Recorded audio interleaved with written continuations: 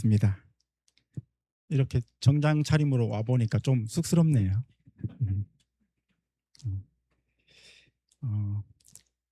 저희가 공부를 2011년도에 한 것 같아요.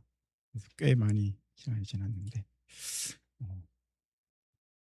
저는 아까 잠깐 소개했지만은 회사 생활을, 직장 생활을 약 17년 정도 하고, 그리고 부르시는 바가 있어가지고 이렇게 신학의 길을 가게 됐고, 또 우리 또 좋은 우리 또 동기라고 하면 좀 우스운데 그래도 들 만나가지고 열심히 공부하고 또 신대원을 같이 가서 또 거기서도 공부 열심히 해서 그렇게 또 오늘 이 자리에 제가 선 것 같습니다.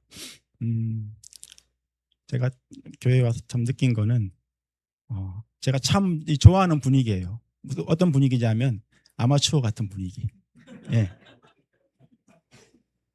찬양하는데 제가 정말 이렇게 우리 목사님이 또 인도하신 건 처음 봤고 처음 본 그런 장면이고, 예.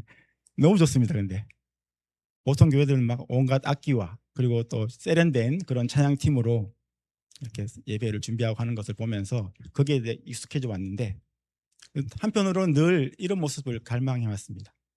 정말 때 묻지 않고 세상적 그런 때가 묻지 않는 순수한 예배를 드리는, 그렇다고 해서 제가 뭐 그분들이 다 뭐 더럽다 그런 말은 아닙니다. 아니고 아무튼 늘 마음속에 품어왔던 것이 바로 이런 예배였는데, 이것을 또 보게 되니까 너무나 기쁘고, 더군다나 또 제가 또 동기지만 제가 참 존경하고 좋아합니다.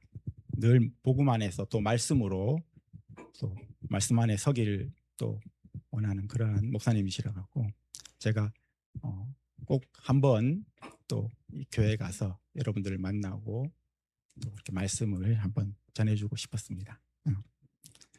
초대해 주셔서 너무나 감사하고요. 그 설교와 강의는 어떨수록 좋다? 예, 짧을수록 좋다. 예. 근데 제가 제가 얘기 듣기로는 도심백교회 가면 뭐 설교가 1시간 그런데 갑자기 어떻게 하지? 네, 여러분 들어보셨는지 모르겠지만은 중국에 가면 이제 겉으로 예배를 못 드리잖아요. 지하교회에서 예배를 드리는데 한국에서 중국으로 초청돼서 가신 분들이 이제 실수하는 게 하나 있어요. 이제 설교자로 부르잖아요. 그러면 한국에서 하듯이 한 30분짜리 준비하고 다 갑니다. 가서 설교하고 나면은 교인들이 다 쳐다봅니다. 이렇게. 뭐 이렇게 내가 설교가 잘못했나? 다 끝났나요? 그 사람들은 그 예배에 오기 위해서 2시간씩 멀리서 그 눈을 피해서 그 공안들의 눈을 피해서 오는데 기껏 와가지고 말씀 30분 들으러 우리가 왔냐 이렇게 얘기를 한다는 거예요. 그래서 중국에 간 보통 선교사님들이 2시간씩 말씀을 준비해 갑니다. 근데 2시간씩 말씀을 전해도 그들은 정말로 그것을 갖다 정말 경청한답니다. 그런 말씀을 들을 기회가 잘 없기 때문에. 그래서 그런 얘기를 많이 들었는데, 그래도 저는 설교나 강의는 짧을수록 좋다. 또 요즘 또 그렇지 않다면서요. 강의 또 짧으면 또 나중에 평가할 때 또 이제 안 좋은 또 평가를 받기도 한다고 하는데, 제가 왜 이렇게 서두에 말을 길게 하냐면은 설교가 짧기 때문에 좀 만회해 보려고 제가 지금 그러는 겁니다. 여러분 이해해 주시기를 바랍니다. 예, 우리 같이 기도 한번 하겠습니다. 하나님 감사합니다. 오늘도 우리 도심빛 교회에서 하나님의 말씀을 전할 수 있는 행복하고 즐거운 시간을 주심 감사합니다. 하나님 아버지, 시간 말씀에 집중하게 하셔서 말씀을 깨닫게 하시고 말씀이 우리에게 무엇이라 말하는지 우리 마음속에 깨닫고 확신하는 귀한 시간 되도록 성령 하나님 역사하여 주시옵소서. 주의 종은 감추어 주시옵시고 복음만이 우리의 마음속에 깊이 박힐 수 있도록 하나님 역사하여 주시옵소서. 예수님 이름으로 감사하며 기도드리옵나이다. 아멘. 오늘 제목이 좀 심상치 않죠? 예수님은 제자들을 신뢰하지 않았다. 모르겠습니다. 본문 요한복음 2장 23절 25절 아까 우리 읽었죠. 예. 여러분 라디오 주파수 대역은 전자기파가 1초에 진동하는 횟수 즉 헤르츠에 따라서 구분됩니다. 이 진동수의 차이에 따라 전파가 도달하는 거리와 전달되는 정보의 양이 달라집니다. 아무리 중요한 뉴스나 아름다운 음악이 송출돼도 주파수가 맞지 않거나 다른 장애물로 인해 방해를 받으면 우리는 그것을 들을 수 없죠. 우리의 영적인 삶의 삶도 이와 똑같습니다. 사람들은 하나님의 음성을 듣고 싶어 하고 그 뜻을 알고 싶어 합니다. 하지만 정작 그분의 임재 안으로 들어가고 깊은 교제를 쌓기보다는 내가 원하는 답을 얻는 것에만 집중하는 경우가 많습니다. 하나님은 단순히 정보를 전달하시는 분이 아니라 우리와 함께 계시기를 원하시는 분입니다. 우리는 하나님을 통해 원하는 답을 얻는 것에만 머물러서는 안 됩니다. 끊임없이 그분께 나아가 영적인 주파수를 맞추고 그분의 임재 가운데 거할 때 비로소 더욱 선명한 그분의 음성을 들을 수 있습니다. 요한복음 15장 4절에 이렇게 말하고 있죠. 내 안에 거하라 나도 너희 안에 거하리라. 내 영혼의 주파수를 항상 하나님께 맞추고 그분과의 친밀한 동행을 이루며 살아가시기를 소망합니다. 여러분 2026년도를 시작하면서 여러분의 그 사랑하는 가족이나 또 가까운 친구들, 지인에게 무언가를 시작한다거나 또는 무언가를 하지 않겠다고 약속한 것이 있습니까? 많이 있죠. 아니면 스스로에게라도 약속한 것이 있는가요? 그렇다면 지금까지 그 약속을 잘 지키고 있는지요? 저는 개인적으로 저 자신과 몇 가지를 약속했는데 잘 지켜지지 않고 있는 것 같습니다. 저도 여러분처럼 소위 말해서 얼죽아입니다. 네. 선교사들 사이에서는 좀 희귀한 그렇게 좀 알려져 있습니다. 왜냐하면 선교지에서 거의 대부분 선교사님들이 가장 중요하게 생각하는 것이 여러분 무엇일까요? 네, 건강입니다. 네. 건강해야지 내가 이 복음 사역까지 감당할 수 있고, 그죠? 그래서 건강 때문에 한국을 자주 왔다 갔다 하거나 아니면 건강 때문에 아예 철수하시는 분도 많이 있습니다. 그러다 보니까 아무리 더운 나라에 살지만 건강을 생각한다면 찬 것을 먹지 않는 것이 좋다고 말들을 합니다. 그래서 저 역시도 올해는 찬 것을 단번에 다 끊을 수는 없으니까 천천히 아이스 아메리카노에서 그냥 핫 아메리카노로 전환을 해야지 하는데 그거 역시 컨디션이 좀 좋지 않을 때 잠시 뿐이더라고요. 저희 아내가 권유하는데도 알겠다고 하고서는 얼마 못 가서 잊은 듯이 내가 언제 약속했냐는 듯이 다시 찬 것을 찾습니다. 그죠? 무조건 저희 두마게티에도 스타벅스가 2개나 생겼습니다. 그래서 스타벅스에 가기만 하면 무조건 그냥 아이스 아메리카노 이러고 저는 올라갑니다. 이런 약속들이 지켜지지 않을 때 사실은 저는 좀 개인적으로 스스로에게 실망을 잘하는 편입니다. 제 아내는 아마도 약속이 지켜지지 않을 줄 당연히 알았다고 그죠? 말해서 뭐 하냐고 이야기하고 아마 싶을 것 같습니다. 약속 앞에 흔들리는 이런 상황은 하나님을 신뢰하며 살고자 하는 우리 삶의 모습에서도 여지없이 드러납니다. 하나님의 임재를 경험했다고 생각이 드는 이 예배 후에 우리 삶은 우리의 것이 아니라 주님의 것이라고 진실하게 고백한 날일수록 우리는 이 고백의 후유증을 더 많이 알아야 합니다. 기도할 때는 정말 그 삶을 주님의 손에 맡기고 싶고 더는 미움도 원망도 없을 것 같았는데 막상 사람의 얼굴을 보면 가슴이 뛰고 또 서운한 감정들이 솟아오르기도 합니다. 넉넉하지는 않지만 주신 것에 감사하며 살자고 다짐하더라도 다른 사람과 비교되는 그 열등감에 어깨가 움츠러들기도 합니다. 천국을 소망하며 살기로 했으니 어떠한 상황이 오더라도 담담하게 생을 마감할 준비를 하자 다짐했지만 몸이 조금만 불편하고 아파도 정체 모를 근심에 밤새 뒤척입니다. 무엇이든 꾸준히 하는 것도 어렵지만 꾸준히 하는 사람들조차도 그 마음의 열정과 간절함이 늘 한결같지는 않습니다. 그래서 오히려 꾸준함이 위선이라는 합리화를 하기도 합니다. 우리는 대체로 믿음이 좀 적다고 없다고 생각합니다. 아니, 믿음이 있다고 자신하는 사람을 가장 못 믿어합니다.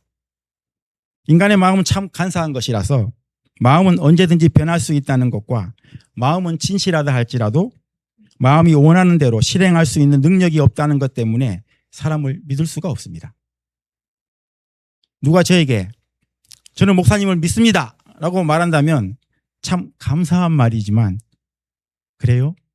그럼 저만 믿으세요 라고 말하기보다는 제가 최선을 다하겠지만 저를 완전히 믿지는 마세요 라고 말하는 게 그죠? 더 안전할 것 같습니다.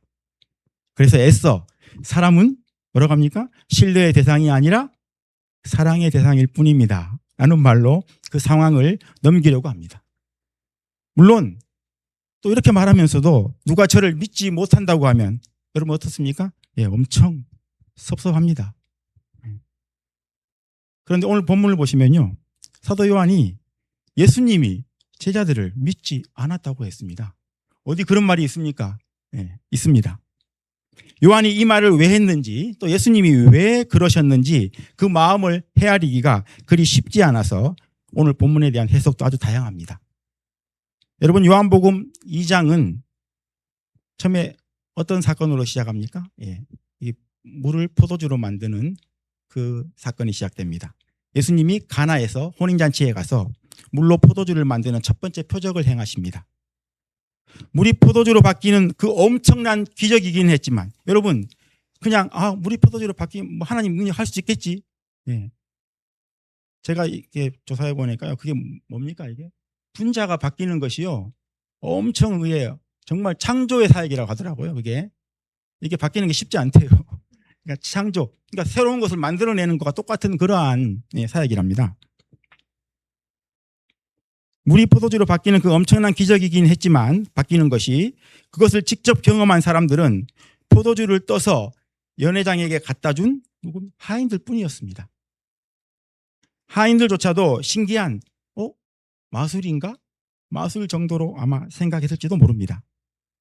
그곳에 있던 제자들도 이 기적에 관한 이야기를 들었는데 근데 들은 것만으로 일단 예수를 믿었습니다. 예수님이 물을 포도주로 바꾸셨대 라는 말을 듣고 예수님을 하나님의 아들로 믿을 수 있는 그들의 믿음은 진실하지만 생각해 보면요 좀 막연했을 수 있습니다. 그 믿음이 그죠? 어떤 희생을 요구하는 것인지 몰랐을 테니까요. 그리고 예수님은 6월절 명절에 예루살렘에 가셔서 성전에서 장사하는 사람들을 쫓아내시고 종교 지도자들을 만나셨습니다. 제자들로서는 참 살떨리는 경험이었지만 예수님의 그 확신과 담력에 더욱 믿음이 갔을 것입니다. 예수님은 그때 당신께서 곧 성전 임마누엘 되심을 증언하셨습니다. 제자들은 물론 그 말이 무슨 말인지 몰랐습니다. 성전을 헐고 사흘 만에 짓겠다는 이 말이 무슨 말인지 몰랐습니다. 그래서 요한은 오늘 읽었던 본문 바로 앞 구절인 요한복음 2장 22절에서 이렇게 말합니다. 제가 읽어볼게요. 죽은 자 가운데서 살아나신 후에야 제자들이 이 말씀하신 것을 기억하고 성경과 예수께서 하신 말씀을 믿었더라. 나중에 믿었다는 말입니다. 제자들이 믿기는 믿었는데 잘 몰랐다는 말입니다. 믿고 따르기는 했지만 예수님의 말씀을 다 이해하지 못했다는 말이기도 하고 예수님을 사랑하고 좋아하긴 했지만 여전히 이기적이고 자기 중심적일 수 있었다는 말이기도 합니다. 정도의 차이가 있긴 했지만 예수님을 따르던 무리도 그랬습니다. 예수님은 예루살렘에 계시면서 다른 기적들도 행하셨습니다. 병자를 고쳐주기도 하시고 귀신을 쫓아내기도 하셨습니다. 어떤 사람들에게는 오랜 아픔과 문제를 해결해 주신 분인 것입니다. 그래서 그들은 예수님을 믿었습니다. 오늘 본문 23절, 24절을 다시 한번 보십시오. 6월절에 예수께서 예루살렘에 계시니 많은 사람이 그의 행하시는 표적을 보고 그의 이름을 믿었으나 예수는 그의 몸을 그들에게 의탁하지 아니하셨으니 이는 친히 모든 사람을 아심이요. 여기서 그들 가운데 제자들도 포함이 되어 있습니다. 헬라어에서는 사람들이 믿었다는 말과 여기 23절에 나오는 이 사절에 나오는 예수님이 그들에게 의탁하지 않았다는 말에서 의탁하다라는 그 의탁하다와 믿었다는 말을 같은 헬라어 동사를 쓰고 있습니다. 피스티오라는. 그러니까 이 말씀을 의역하자면 이렇습니다. 그들은 예수님을 믿었지만 예수님은 그들을 믿지 않았다. 예수님의 몸을 의탁하지 않았다는 말이 예수님은 물질적인 도움을 받지 않았다는 말은 아닐 것입니다. 3년 동안 함께 다니면서 주님이 잡수실 음식을 먹으러 간 사람들도 제자들이었고, 힘든 여행길에 음식을 제공하고 쉴 곳을 제공한 사람들도 역시 제자들이었습니다. 3년 동안 사역할 수 있도록 물질적으로 뒤에서 후원한 사람들도 많았습니다. 주님은 하나님의 아들이셨으니 이 땅에 계시는 동안에는 제자들에게 그 몸을 의탁하여 제자들의 수고와 헌신으로 지내셨습니다.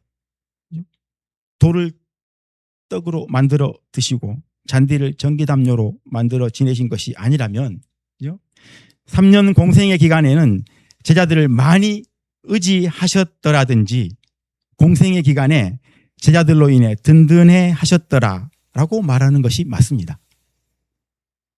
오늘 또한 말씀은 물질적인 그러한 의존을 의미하지는 않습니다. 만일 주님이 제자들의 도움을 받고도 받지 않는 것처럼 말하거나 그런 건 대수롭지 않는 것처럼 말하셨다면 아마 제자들은 많이 섭섭했을 것입니다. 이 말은 물질적으로 의존하지 않았다는 말이 아니라 그들을 신뢰하지 않았다는 말입니다. 그렇더라도 예수님이 제자들을 믿지 않았다는 말은 좀 제자들 입장에서는 섭섭하게 들리기 아주 충분합니다. 그 이유를 오늘 요한은 24절 25절에서 이렇게 다시 설명합니다. 예수는 그의 몸을 그들에게 의탁하지 아니하셨으니 이는 친히 모든 사람을 아심이요 또 사람에 대하여 누구의 증언도 받으실 필요가 없었으니 이는 그가 친히 사람의 속에 있는 것을 아셨음이니라.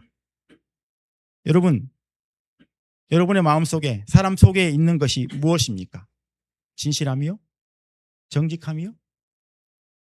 그게 답니까? 네. 또 한 가지 있죠. 아주 간사함. 예.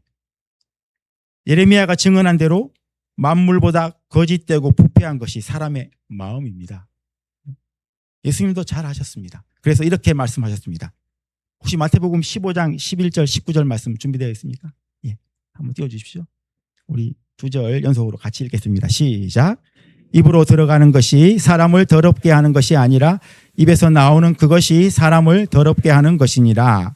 마음에서 나오는 것은 악한 생각과 살인과 간음과 음란과 도둑질과 거짓 증언과 비방이니. 아멘. 이러니까 어떻게 인간을 믿을 수가 있겠습니까? 정도의 차이는 있기는 하지만 제자들 중에 나는 절대로 그렇지 않을 겁니다 라고 장담할 수 있는 사람이 있더라도 그걸 어떻게 믿겠습니까? 기적을 경험하고 평생 맹인으로 살던 사람이 눈을 뜨고 평생 걷지도 못한 사람이 걷고 뛰게 되어 남은 생애를 오직 주만 위해 살겠다고 말한다 할지라도 그것을 어떻게 믿겠습니까? 사람이 얼마나 이기적이고 얼마나 간사한데 말이죠.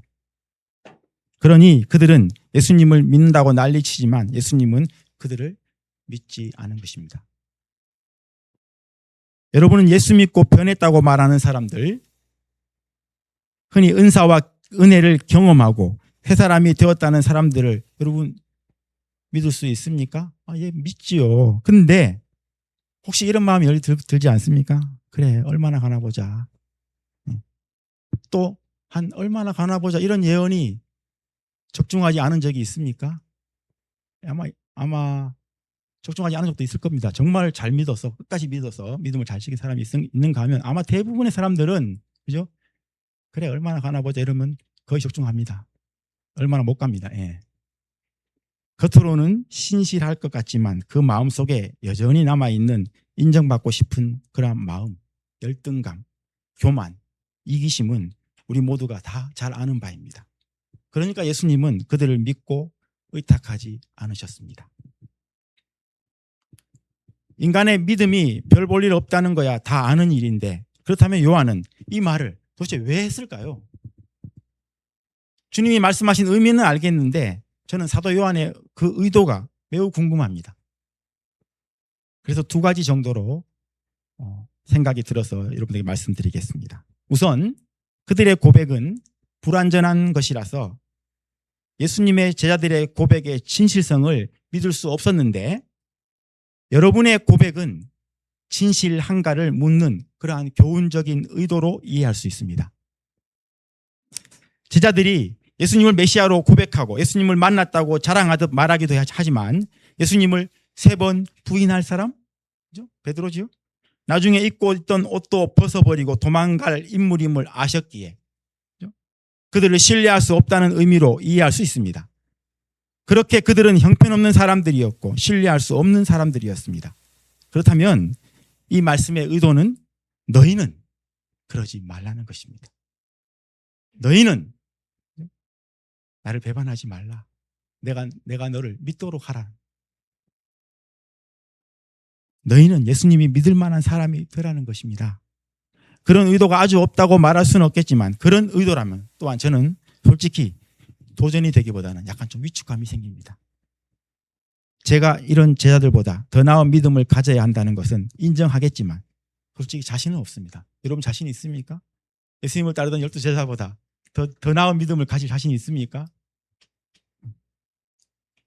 또 다른 의미는 예수님이 그들을 사랑하시고 그들과 함께 하심은 그들의 믿음을 신뢰해서가 아니었다는 것을 말해주기 위한 의도입니다. 주님은 제자들이 약한 것을 이미 다 알고 계셨습니다. 그들이 주를 위해 죽을 것처럼 흥분해도 얼마 지나지 않아 또 흔들리고 넘어질 것을 아셨습니다. 그런데도 사랑하기로 하셨습니다. 그런데도 그들을 제자 삼으셨습니다. 주님과 그 제자들의 관계를 가능하게 만든 것은 제자들의 믿음이 아니라 그 보잘것없는 믿음조차도 귀하게 보시고 그들을 사랑하기로 한 하나님의 사랑입니다. 그 동력이 바로 사랑이기 때문에 우리 입으로 아무리 해도 나는 안 되고 쓸데없는 인간이며 더는 하나님을 믿는 게 의미가 없다는 말을 여러분 함부로 할 수 없는 것입니다.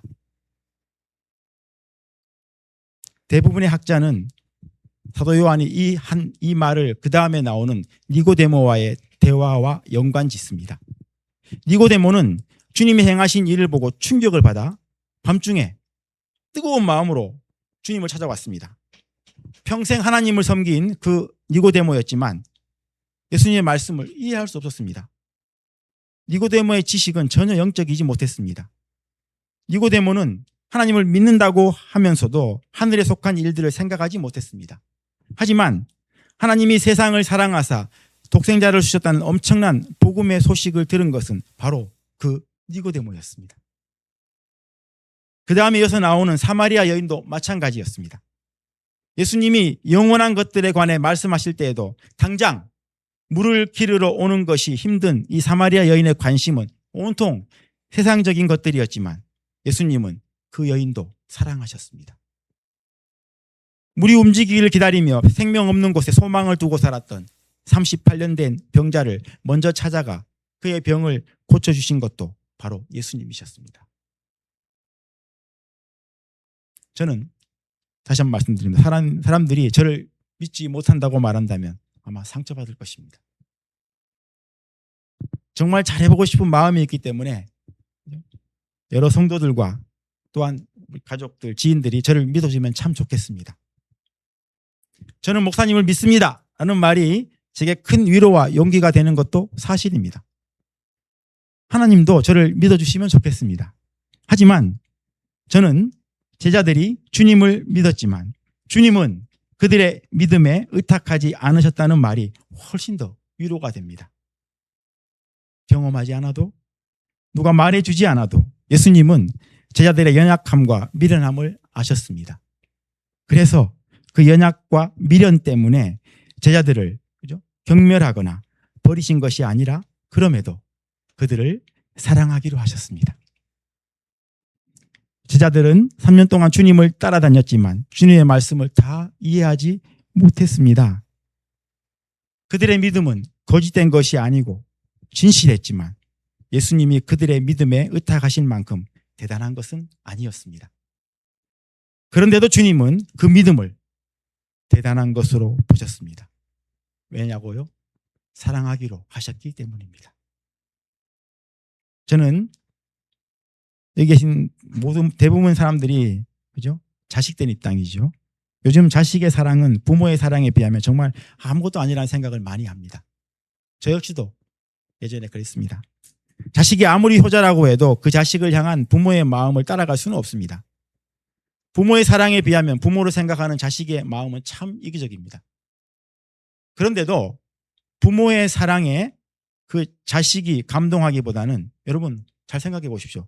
자식의 사랑에 부모가 감동하는 경우가 훨씬 많습니다. 여러분 부모님 여러분한테 잘해주면 감동합니까? 당연한 거지 뭐 내 부모인데 여러분 그런 생각 하시죠 전부 다. 죄송합니다. 하지만요 여러분이 부모님한테 사랑한다고 말해 보십시오. 네. 부모님의 그 감정이 어떠신 줄 아십니까? 네. 저는 어제 제 사랑하는 딸 제가 어제 주례한테 말했죠. 눈에 넣어도 아프지 않을 만큼 안 아픈 예, 우리 예은이 예. 네, 제가 그런 딸을 보냈습니다. 예. 그건 아마도 부모의 사랑은 자식의 사랑에 오늘 본문대로 한다면 의존하지 않기 때문일 것입니다. 자식으로 인해 마음이 아프기도 하고 섭섭하기도 하고 화가 나기도 하지만 그래도 그 자식을 위해 희생할 수 있는 것은 부모의 사랑이 바로 이 자녀의 사랑에 의존하지 않기 때문입니다. 하나님은 우리의 믿음을 귀하게 보시지만 그것은 우리의 믿음이 대단해서가 아닙니다. 그 작은 믿음에도 감동하기로 하신 그 하나님의 사랑 때문입니다. 그런데 우리는 하나님 앞에서 자꾸만 우리의 믿음을 자신의 그 공로로 내세우고 싶어 합니다. 다른 사람의 믿음과 비교해서 믿음이라는 명목하에 정죄와 분쟁을 일삼고 마치 우리가 없으면 하나님이 아무것도 못하실 것처럼 교만을 떨기도 합니다. 그러나 예수님은 친히 사람의 마음속에 있는 것을 다 알고 계셨습니다. 그래서 그들의 믿음에 의탁하지 않기로 하셨지만 그래도 그들을 사랑하기로 하셨습니다. 너무나 끔찍하게 사랑하셔서 당신의 생명을 주셨습니다. 저와 여러분이 하나님을 떠날 수 없고 스스로 절대 포기할 수 없는 것은 우리의 의지가 대단해서가 아니라 하나님이 우리를 절대로 포기하지 않으시기 때문입니다. 저는 솔직히 저 자신을 생각하면요 정말 답답합니다. 아주 한심하기 그지 없습니다. 왜 이렇게 달라지지 않는지, 왜 작은 것 하나에 그렇게 집착하는지, 이런 제가 목표와 선교를 하고 있다는 것이 답답하고 주님께 정말 죄송할 만큼 제 믿음은 보잘것없어서 안타깝습니다. 그런데 예수님이 이런 저를 아셨습니다. 아무도 저에 대해 증명해 주지 않아도 친히 다 아십니다. 그런데 어떻게 저를 사랑할 수 있겠습니까?